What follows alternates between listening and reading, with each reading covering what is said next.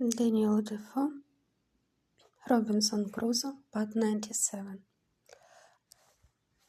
I was something impatient, as I have observed, to have the use of my boat, though very loath to run any more hazards, and therefore sometimes I set contriving ways to get her about the island, and at other times I set myself down contented enough without her. But I had a strange uneasiness in my mind to go down to the point of the island where, as I have said in my last ramble, I went up the hill to see how the shore lay and how the current set, that I might see what I had to do. This inclination increased upon me every day, and at length I resolved to travel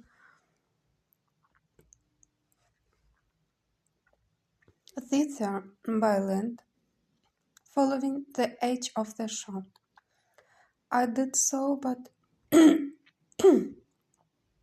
but had any one in England met such a man as I was, it must either have frightened him or raised a great deal of laughter. And as I frequently stood still to look at myself, I could not but smile at the notion of my travelling through Yorkshire with such an equipage and in such a dress. Be pleased to take a sketch of my figure as follows. I had a great high shapeless cap made of goat skin, with a flap hanging down behind, as well to keep the sun from me as to shoot the rain off from running into my neck, nothing being so hurtful in these climates as the rain upon the flesh under the clothes. I had a short jacket of goat skin, the skirts coming down to about the middle of the thighs, and a pair of open-knit breeches.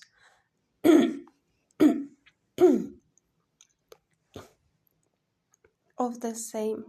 The breeches were made of the skin of an old he-goat, whose hair hung down such a length on other side that, like pantaloons, it reached to the middle of my legs. Stockings and shoes I had known, but had made me a pair of somethings I scarce knew what to call them, like buskins, to flap over my legs and lace on other side like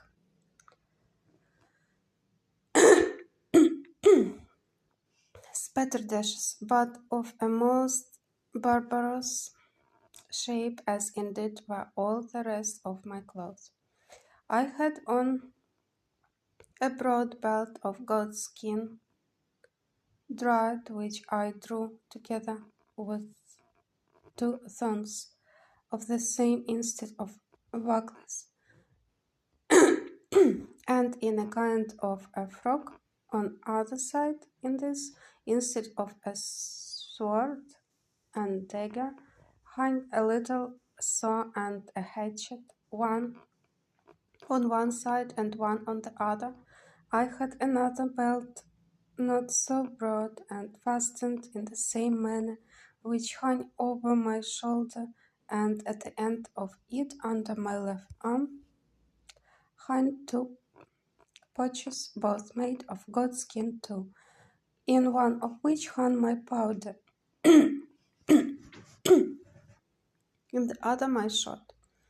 At my back I carried my basket, and on my shoulder my gun, and over my head a great clumsy, ugly goat skin umbrella, but which after all was the most necessary thing I had about me.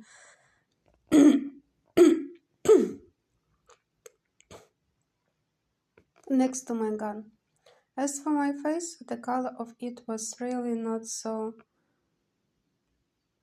mulatto-like as one might expect from a man not at all careful of it, and living within 9 or 10 degrees of the equinox.